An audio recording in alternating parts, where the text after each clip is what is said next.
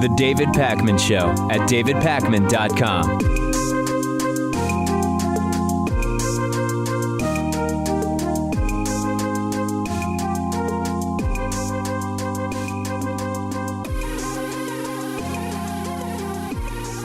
The First Amendment and free speech is really important to me as a progressive, and it also should be really, really important to libertarian-minded individuals. Free speech and the First Amendment should be really important to the constitutional fetishists on the right, as I call them, because, again, the First Amendment is part of the Constitution, the Bill of Rights, and it's increasingly disturbing that the current White House under President Donald Trump has been systematically attacking the institution of free speech and making us question whether the First Amendment is in danger in some way. Further, because of the attacks on facts, as we've seen from alternative facts and so much else of what's come out of the Trump administration, the opposition's use of the First Amendment and free speech has never been more important to defend journalism, to combat religious idealism in government. And Donald Trump's positions and actions have been an affront to many of these protections that I thought were guaranteed by the First Amendment. This includes freedom of speech, freedom of the press, and separation of church and state. Let's put up an image here for you from Donald Trump. I want to call your attention to something we covered before the inauguration of Trump, where Donald Trump tweeted about burning the American flag, saying nobody should be allowed to burn the American flag. If they do, there must be consequences, perhaps loss of citizenship or a year in jail. This is an issue the Supreme Court, as I told you at the time, had already decided on. In 1989, they decided about this, that what Donald Trump was suggesting would be a violation of the First Amendment. And by the way, the Supreme Court also decided in 1958 that taking away someone's citizenship as some kind of punishment is unconstitutional under the Eighth Amendment. What do you think the chances are that Trump had any idea that much of what he was saying had already been counteracted by the Supreme Court in indicating that it would violate the Constitution? We already know from Trump's past defamation lawsuits that he's prone to limiting people's speech on legally questionable grounds. In 2006, Donald Trump sued a journalist who said Trump's not as rich as he tells people. Trump lost in court. In 2012, Donald Trump threatened to sue a journalist for a column that called Donald Trump a clown and pointed out that this Tampa skyscraper Trump was going to build was never built. In 2013, and this one more of our audience probably knows about, Trump sued Bill Maher because Bill Maher made a joke about Trump being the son of an orangutan. Trump ended up withdrawing that lawsuit. In 2015, Trump threatened to sue a think tank because they ran ads that criticized Donald Trump's political positions on taxes and health care. And last year, in 2016, after a Las Vegas restaurant union handed out some anti-Trump flyers, Trump sued them for trademark violations. That lawsuit is still pending. So the attack from Trump as a private citizen on people being able to say what's on their mind has been steady and concerning. And during his campaign, we actually saw the American Bar Association draft a report saying that Trump is what they call a, quote, libel bully and an abuser of libel laws. The association decided not to publish it because they were actually afraid Trump would sue them for libel for punishing it. And during his campaign, Trump actually said he will try to open up the libel laws against journalists, yet another way in which freedom of the press would be stifled if Trump had his way. Remember this? I think the media is among the most dishonest groups of people I've ever met. They're terrible. And believe me, if I become president, oh, do they have problems. They're going to have such problems. I'm going to open up our libel laws so when they write purposely negative and horrible and false articles, we can sue them and win lots of money. We're going to open up those libel laws. Yeah. And the key thing is the first thing Trump says when they write negative things. The free speech and free press provisions in the First Amendment exist in large part to allow people to openly and freely criticize the government and its officials without fear of reprisals. Trump got a resounding applause when he said that he would open up the libel laws. Who even knows the what he average American citizen even care about that? No, they don't. I don't know about care, but they don't even know what he's talking about. That's the reality. And we know how thin-skinned and authoritarian Donald Trump is. His MO is antagonize anyone who questions him until they back down. Kellyanne Conway's Orwellian threat, Freudian slide there, threat to limit the press's communication with the White House if they don't like their questions is another example of this. Chuck Todd asked a totally legitimate question that we've all been wondering about, which is, why did Sean Spicer, the press secretary, go out there and lie to everybody about the attendance to Trump's inauguration? And Kellyanne Conway responded by threatening to cut off NBC's access to the president's staff. Take a look at this. We've played this before, just a reminder. Did not answer the question. Why did the president send out his press secretary, who's not just the spokesperson for Donald Trump, he also serves as the spokesperson for all of America at times. He speaks for all of the country at times. Why put him out there for the very first time in front of that podium to utter a provable falsehood? It's a small thing, but the first time he confronts the public, it's a falsehood? Chuck, I mean, if we're going to keep referring to our press secretary in those types of terms, I think that we're going to have to rethink our relationship here. The threat of losing access, another way to stifle the free speech of media outlets. Donald Trump has also shut down the White House comment line, a phone number that people could call to leave a message for the White House. It's being reported also that signatures on petitions on the White House website are not being counted. Trump is not allowing certain federal agencies to communicate directly with the public, such as issuing news releases or responding to questions. And there are legal experts arguing that all of this violates the Whistleblower Protection Enhancement Act of 2012, the whole point of which was to ensure that agencies are able to report waste, to report fraud, to report abuse.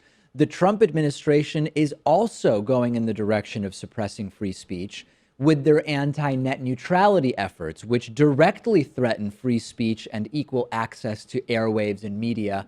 This applies to web content publishers. This also applies to people just accessing web content. I've told you before, Trump seems to have very little clue what net neutrality is, but he's been against it for a while, and we see this through his appointment of Ajit Pai, a former Verizon lawyer, no less, to be FCC chairman. He's undone about 12 Obama-era consumer advocacy policies and proposals, including the Obama administration's net neutrality efforts to classify internet service as a public utility.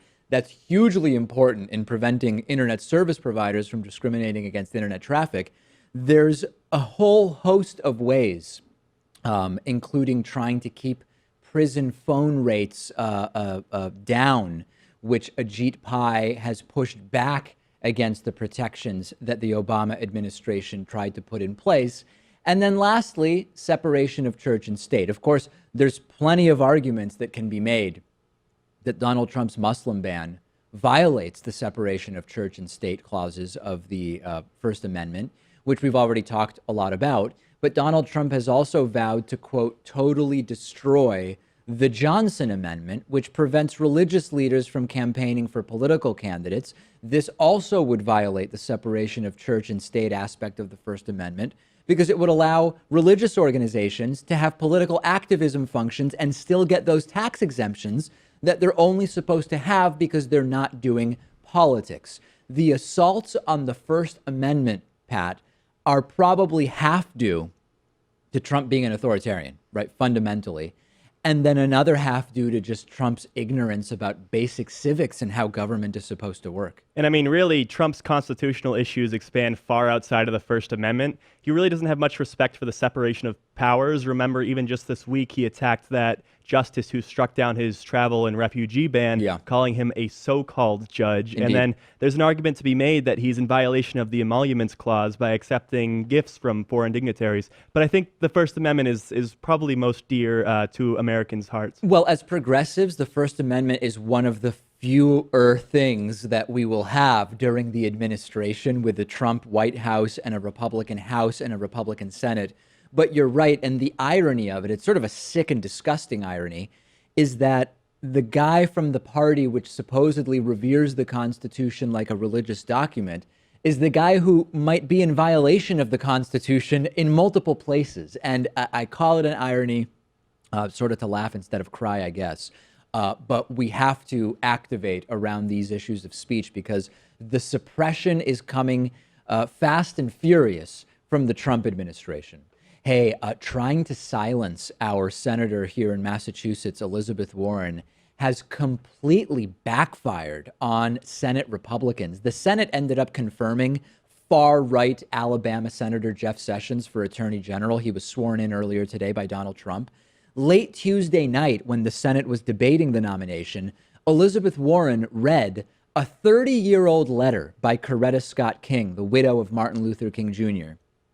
And that letter criticized Jeff Sessions on his civil rights record. The letter was actually written during Sessions' failed 1986 confirmation for a federal judgeship. He didn't get it because of a number of these racially charged remarks that he made. And in response, the Republican majority Senate voted to rebuke Elizabeth Warren and cut her off while she was speaking. They used a very obscure Senate rule that's basically never used, which prohibits the impugning of other Congress members, and it completely backfired. Check out how it happened on Tuesday night. Choosing instead to chill the exercise of the franchise by blacks by his misguided investigation. In fact, Mr. Sessions sought to punish older black civil rights activists, advisors, and colleagues of my husband, who had been key figures in the civil rights movement in the 1960s. Uh-oh. Mr. President. They are... Uh-oh. Mr. President. The Majority Leader. The senators impugn the motives and conduct of our colleague from Alabama as warned by the chair. And then he went on to actually shut the entire thing down. This also prevented her from speaking about Jeff Sessions on Wednesday, yesterday. This was a totally boneheaded move by the Republicans. This was very late, I think the middle of the night almost. No one would have heard about this speech, which, by the way, is publicly available anyway, if Mitch McConnell hadn't done this. And by silencing Elizabeth Warren, they turned it into a national story that every media outlet is talking about. It might end up being used as footage for a future campaign ad with video of Warren reading the speech. The video is all over corporate media. This has rallied the Democratic base. After being kicked out of the Senate floor, Elizabeth Warren gave her speech on Facebook Live and millions of people tuned in. Yeah. I mean, this rule is known as Rule 13, Rule 19, I think. Rule 19, yeah. Which comes from a fist fight in 1902 that I think the senators were very upset about. Ted Cruz was able to call someone a liar on the Senate floor. They didn't invoke Rule 19. Oh, no, But this was just too far, apparently. MoveOn raised $250,000 for Elizabeth Warren's 2018 Senate re-election campaign around this within 12 hours of the incident.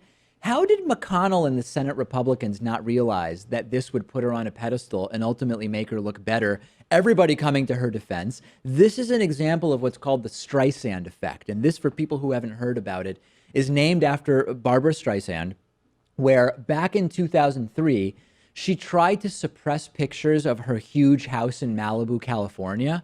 And by trying to suppress the publication of those sort of paparazzi tabloid type pictures, she drew way more attention to the fact that the pictures exist than ever would have happened had she just not done anything.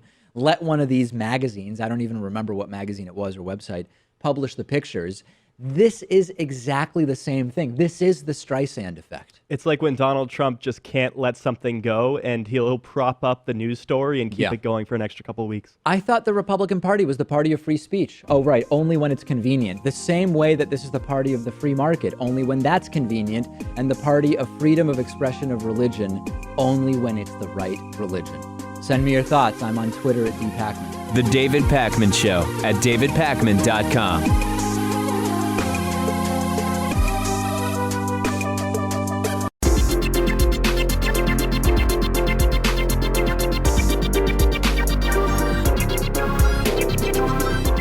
The David Pakman Show at davidpakman.com.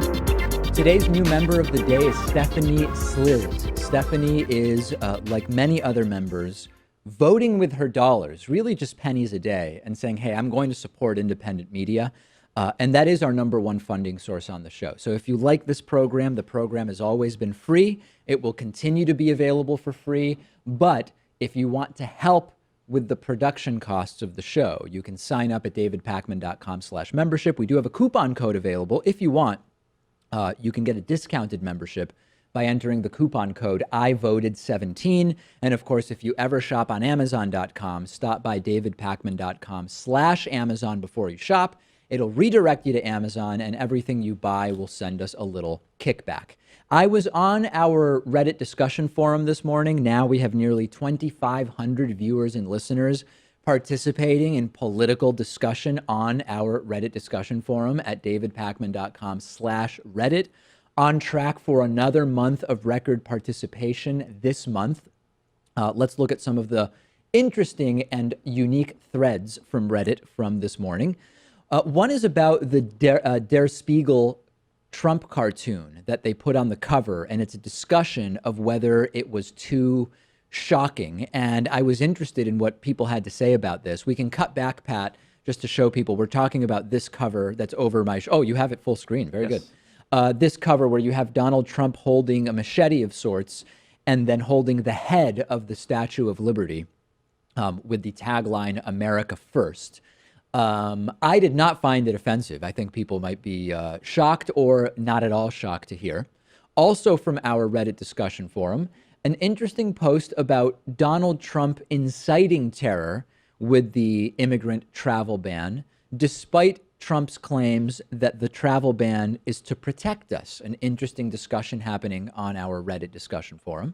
Also, the story that made it onto our bonus show about an Alaska Airlines flight attendant who actually saved a human trafficking victim by sort of thinking on her feet. I really like that story. And we get stories for the show from Reddit. And this is a story that made it onto the bonus show. Yeah, very serious issue. And luckily in this case, it turned out just fine.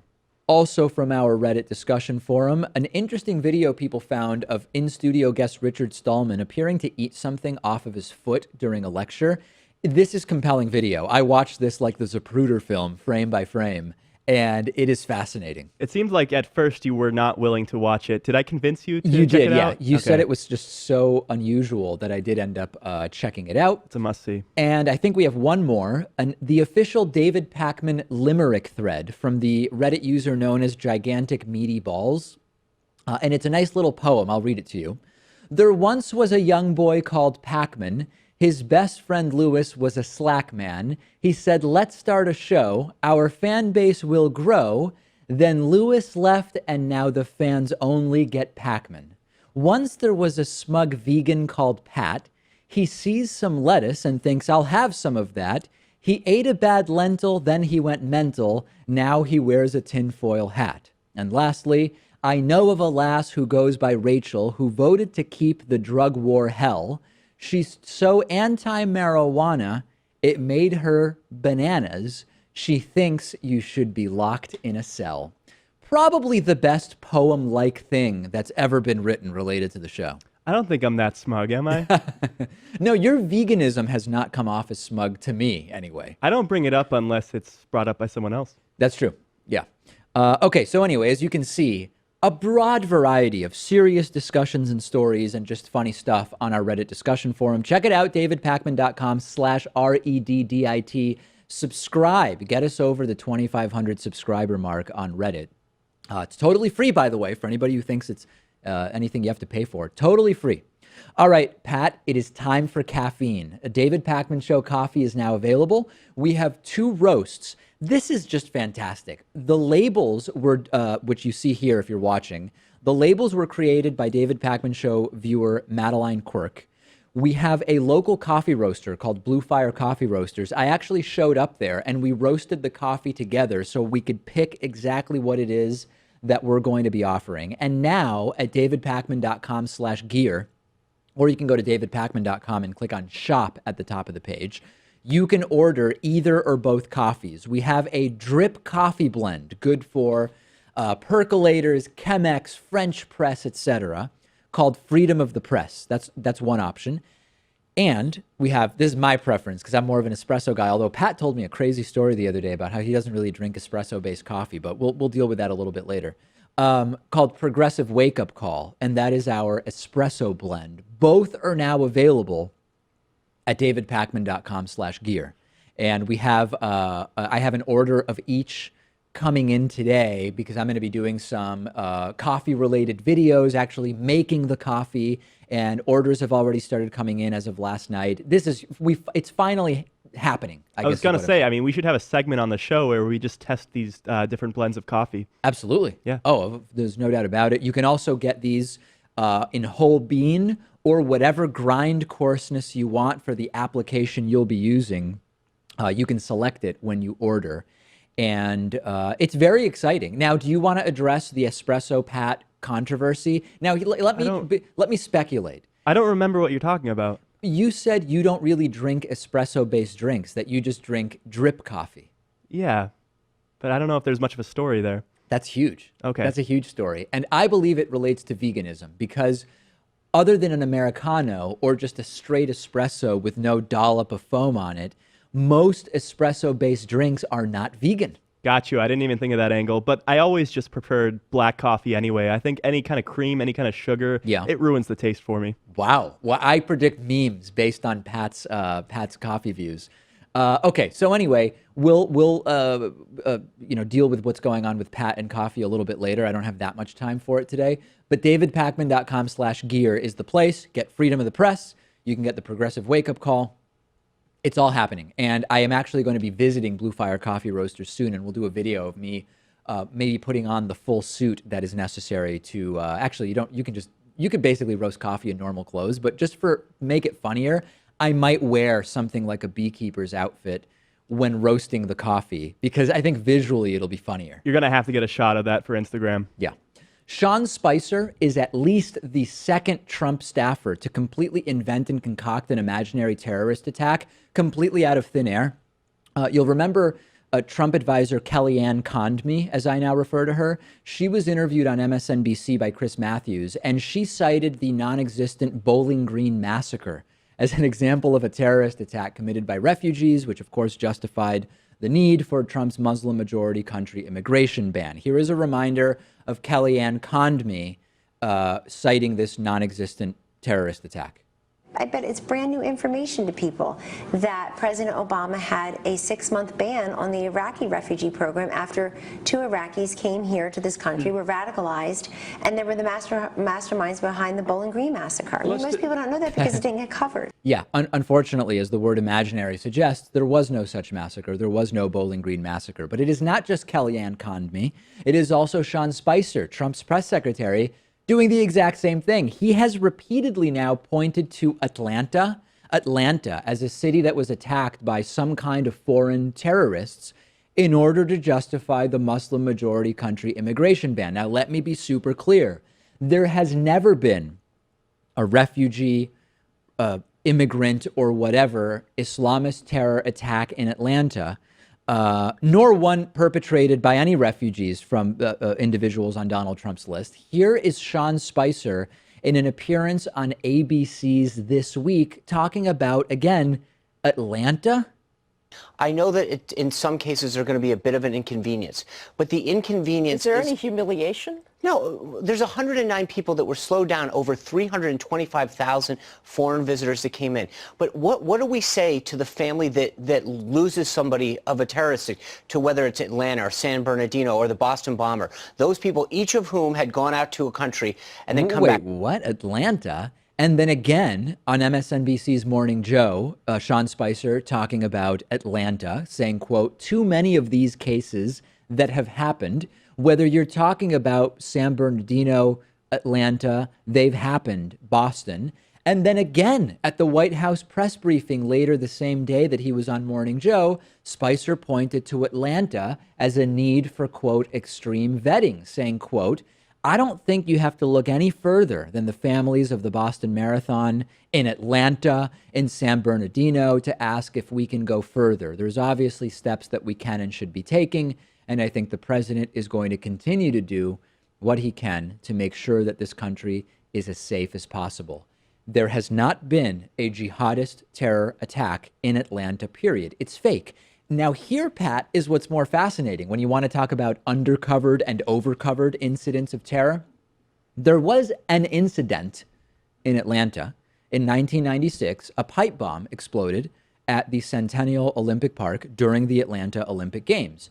The terrorist was an American-born white dude from Florida named Eric Robert Rudolph. Please, please, please don't forget what information warfare expert Molly McHugh told us yesterday. This is gaslighting. It's disinformation. Now, whether it's on purpose or not, you're planting these seeds in people's minds. And we know that the low information Trump voters are very malleable. They are now going to say, yeah, San Bernardino, Boston, Atlanta. There were lots of these attacks. And just look at those other two examples, Boston and San Bernardino. In Boston, the attackers were from Chechnya, which is part of Russia. Right. And in San Bernardino, one of the attackers was a U.S. citizen, and they were of Pakistani descent. So neither one of those countries are on that 7 list ban, you know? Yeah, couldn't have said it better myself. Also another really, really good point, which is even the other ones that Sean Spicer is listing actually would not have been impacted by Trump's list at all. Widely known Russian propaganda technique, which is make people question what can they believe. I mean, Sean Spicer listed all that stuff, and Kellyanne Conme listed the Bowling Green massacre. Yeah, I mean, I guess we need the immigration ban. San Bernardino and Boston being real, but not good examples of attacks that would have been prevented by Trump's ban. Atlanta, completely fake. But in the minds of the Trumpists, they will remember what? They'll remember, oh yeah, Sean Spicer listed all that stuff, and Kellyanne Conme also had one. Discuss this on our Reddit discussion forum. Join us, davidpakman.com/Reddit, REDDIT.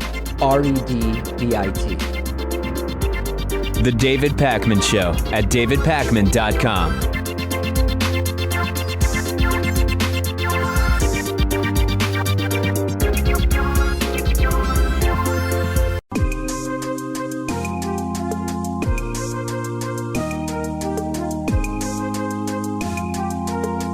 Welcome back to the David Pakman Show. It's great to be joined today by John Kindervag, who joined Palo Alto Networks as field CTO after 8.5 years at Forrester Research, where he was a vice president and principal analyst on the security and risk team, considered one of the foremost cybersecurity experts in the world, very well known for creating the zero trust model of cybersecurity, which we'll talk about. So, John, we recently spoke to Molly McHugh about information warfare and sort of some ancillary or tangential issues that are related to cybersecurity in many ways. Let's start maybe more broadly with, when we talk about cybersecurity, what are we talking about, and what are the sort of recent concerns in the field? Well, cybersecurity has become an all-encompassing term for bad things that happen on networks, whether they're public networks or private networks, and how do you secure the systems and the data, the devices, all that kind of stuff. So it's a very broad term that it could include things like cyber warfare, all types of hacking, data breaches. So it's not very specific, but it does seem to resonate with people, so they understand that the term is about the cybers, right? We're not trying to protect the cybers, we're trying to protect data, we're trying to protect assets, though. What are the sort of day-to-day ways in which the average user of technology, you have a smartphone, you probably have it connected to both social networks and your email, you're regularly browsing websites on it, you have some, regular computer use as part of your job as well as personally. What are the biggest cybersecurity sort of concerns that would impact the average person in that way? Here's the deal, David. I don't think that the average person can really be concerned about cybersecurity and live their life. I think that we spend too much time blaming the victims of cybersecurity instead of trying to fix the fundamental problems in the systems that allow these kinds of negative consequences of using technology to happen. So I'm not I'm not a person who's going to give people a lot of advice on their home usage. I mean, there's a few things that are pretty simple. Don't use an unlocked cell phone, for example. Get your applications from the store of the the phone manufacturer, because at least they've done some vetting of the technology, and every once in a while something will slip by. But think of the store as a whitelist for the applications you should use. Those are some of the simple things, but the rest of it is way too complicated, even for the top people to always protect themselves, let alone the average user who just wants to get their day-to-day job done. So is cybersecurity really more of an institutional issue when we're talking about governments and corporations that are providers of either hardware or software connectivity? Is that really where the crux of the issue is? Absolutely. Those are the people who are going to have to do it, right? It's too complex for us to push it all the way to the edges of the user. So I liken it to trying to decide whether or not to go into a building if it's safe or not. Do you look and try to figure out, well, should I go into this restaurant? Will the building fall down while I'm eating lunch? No, that's the job of some other profession, in that case, civil engineering and code enforcement and all that kind of thing. And so that's what eventually cybersecurity is going to have to be. It's going to have to be the civil engineering and the code enforcement of the internet, of connectivity, to make sure that people can use this technology in a safe and secure fashion. Before we move into talking about zero trust, based on your observation of the way in which technology is developing, what's on the horizon in terms of the types of cybersecurity concerns that may surface, which we're not even necessarily dealing with right now? Is there anything you can sort of paint a picture for us regarding in terms of on the horizon?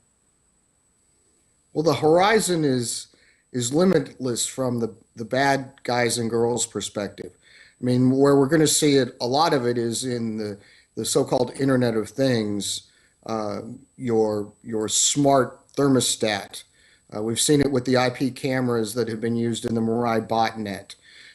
Anything that exists technologically, people with malicious intentions are going to try to abuse that technology for their own purposes. And we should never underestimate the threats. Just because a threat doesn't exist today doesn't mean that it can't exist tomorrow. And it's limited by the imagination of the adversary. This is an adversarial business. And so we're always a little bit behind if you're on the good guy, the good girl side. Are there any institutions or organizations that really seem to be sort of proactively at the maximum point they could be? And I guess to sort of contextualize that, we saw so many cybersecurity breaches during 2016. Everything from the Justice Department and the IRS, Snapchat, Yahoo, and 500 million accounts or something like that. Is there a type of institution that seems to be better protected? I don't know if there's a type. It's an attitude, and it's an enlightenment. At Yahoo, they used to call the security people the paranoids. Oh, you're paranoid. You're just, that will never happen to us. Only because we couldn't imagine it happening to us.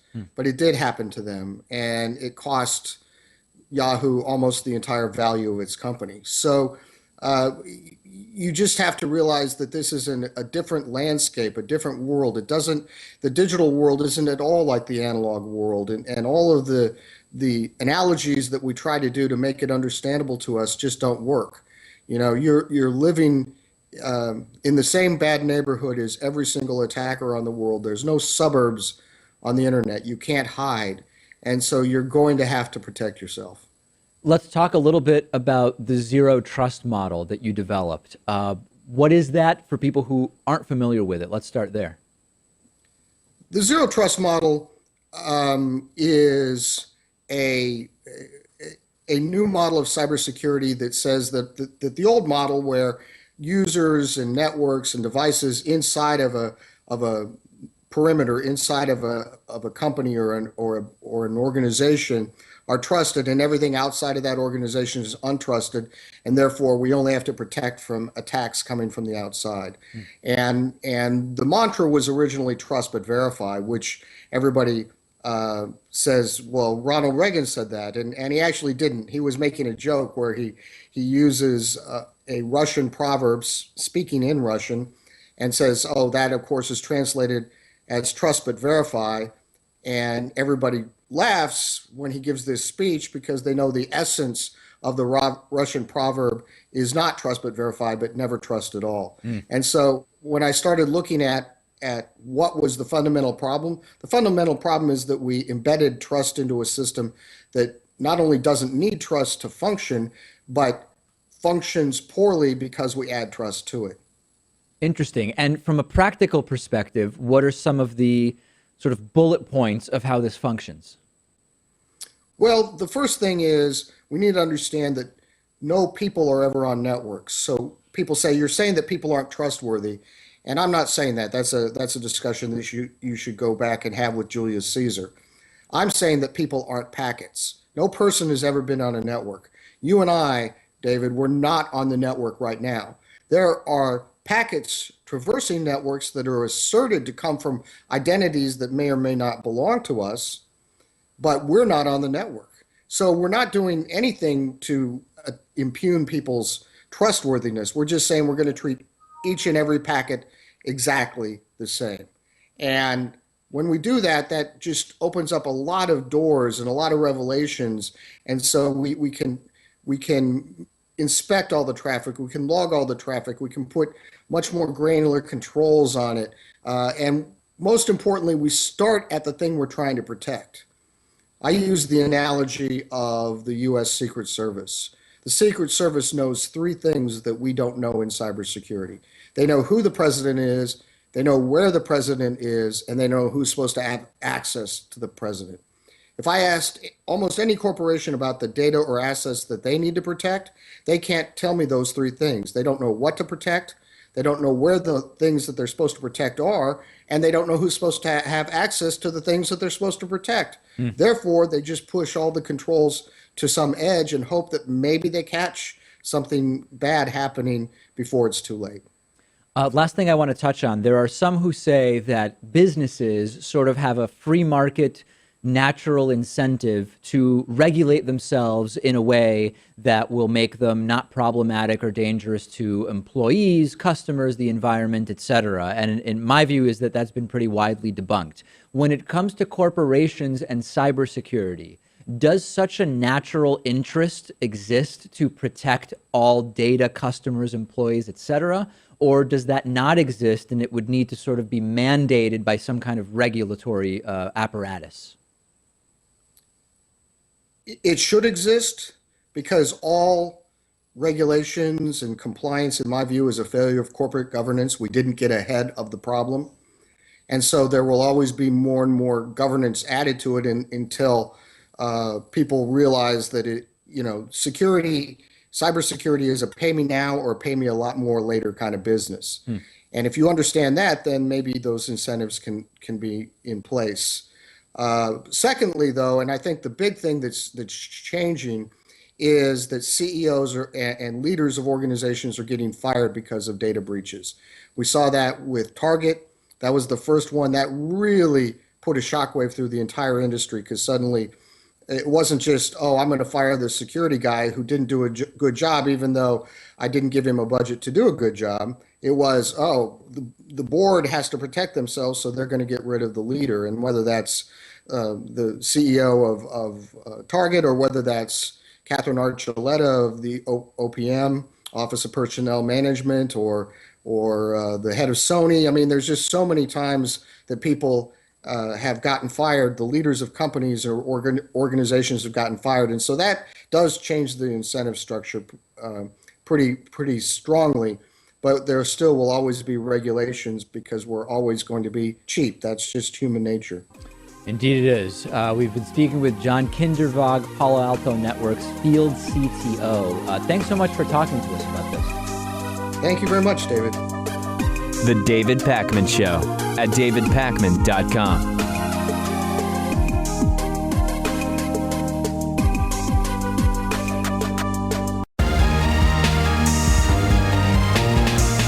The David Pakman Show at davidpakman.com.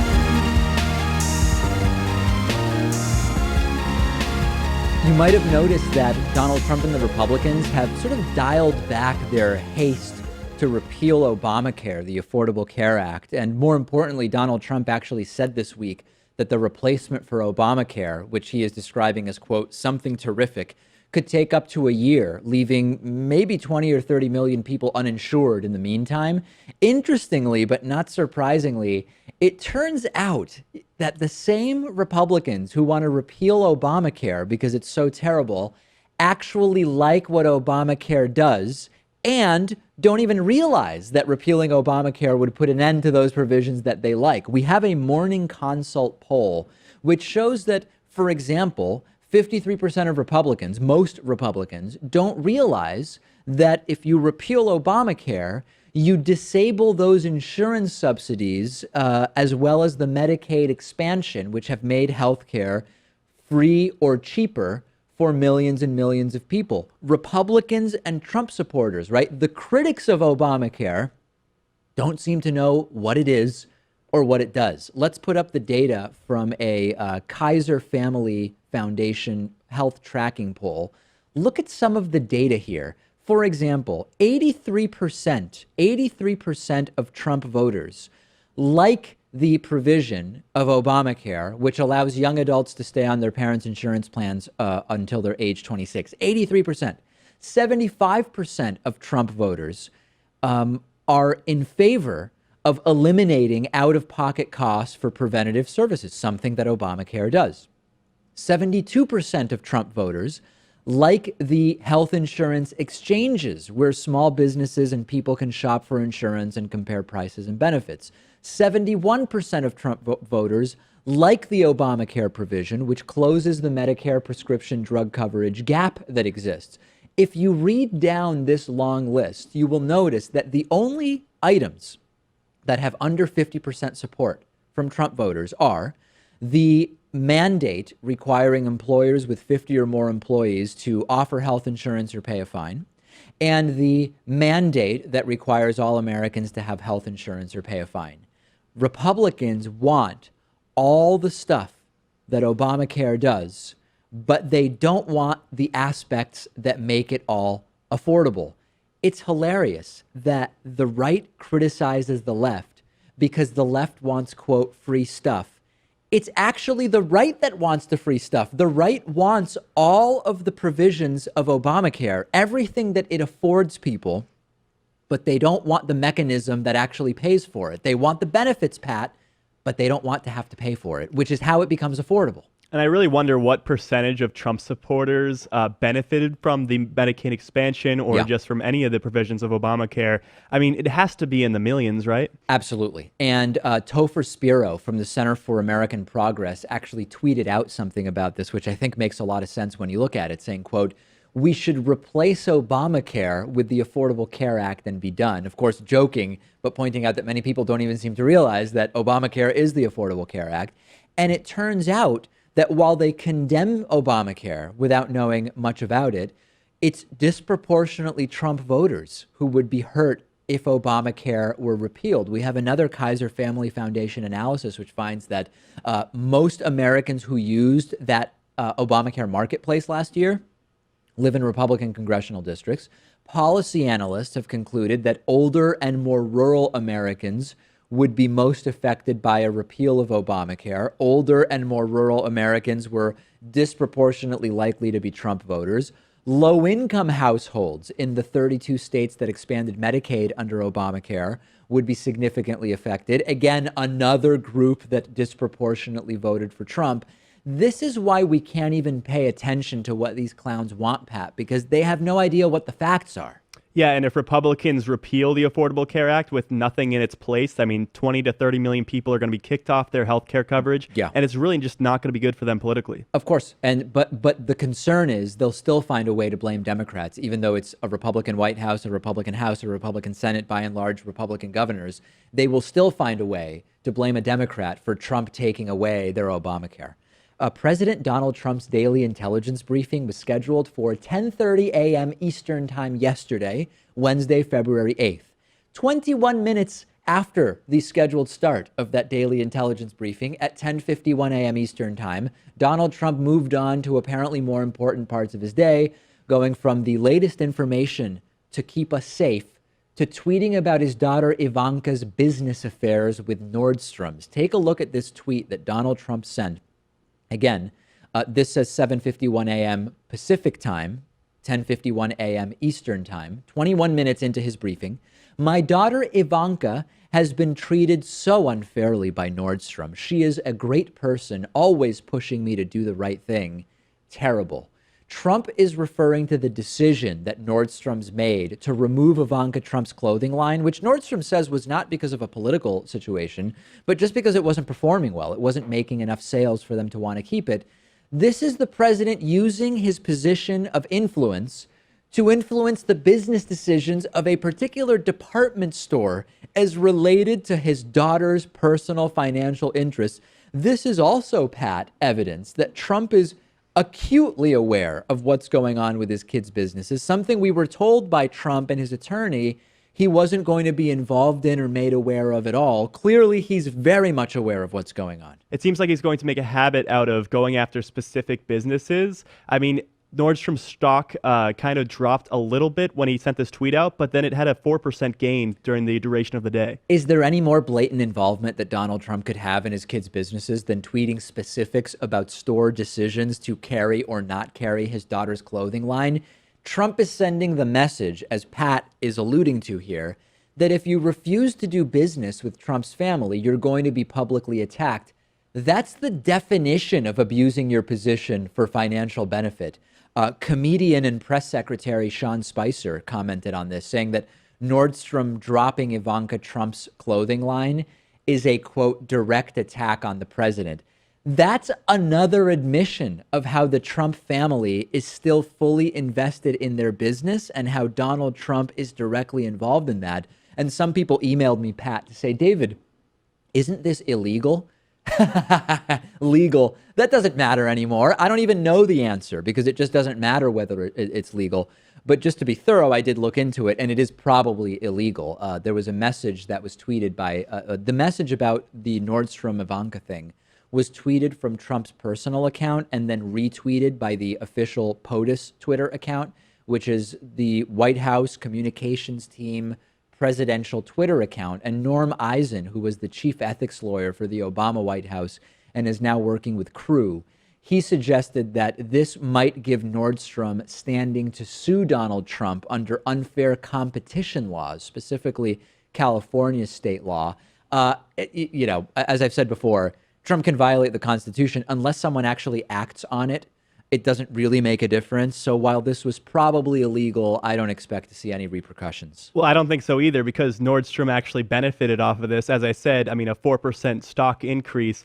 You know, they have every right to drop Ivanka Trump's clothing line. Yeah. Clearly, it was a bad reflection on their company. And, you know, Trump should stay out of it. Again, they're saying it wasn't a political decision. You see, but the thing is, you'd be right, even if they admitted we just don't like Trump and we're dropping it. It still doesn't justify presidential involvement to this level with businesses. They are claiming that it was just not selling. Bottom line, this confirms to us that the entire charade about, oh, Trump's not even going to know what's going on with his kids' businesses, never mind get involved in them. Lie, lie, lie. I guess you could call it an alternative fact. We have a voicemail number. It's 219-2-DAVID-P. Here is the Eggman weighing in about our discussion we had yesterday with Pat and Rachel about whether Trump could name more or fewer than 13 past U.S. presidents. Here's the Eggman's feedback on it.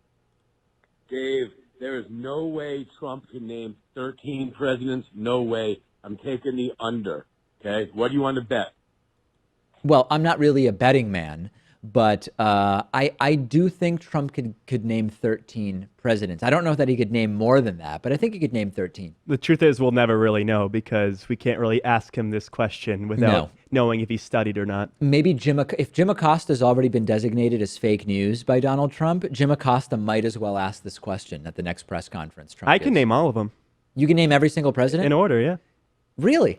We'll have to do that for the bonus show. Wow. I would be surprised if that's something you were able to do. Yeah. Even there's a lot of years there where I'm very unclear on what was going on. There's a lot of obscure presidents like William Henry Harrison. There were. Yeah. On the bonus show today, what percentage of U.S. adults do you think have hearing loss because of exposure to loud noises? I will reveal that number on the bonus show. The Wikipedia source list has now banned the Daily Mail as a, quote, unreliable source for his website, for the Wikipedia website. We will talk about that. And I will talk about a dog breed that is an anatomical disaster. I'm very much against these designer breeds that have these sort of inherent health problems. We'll talk about all of that and more on the bonus show. Sign up at davidpakman.com/membership. Coupon code IVoted17 and get your David Pakman Show coffee at davidpakman.com/gear. Now available.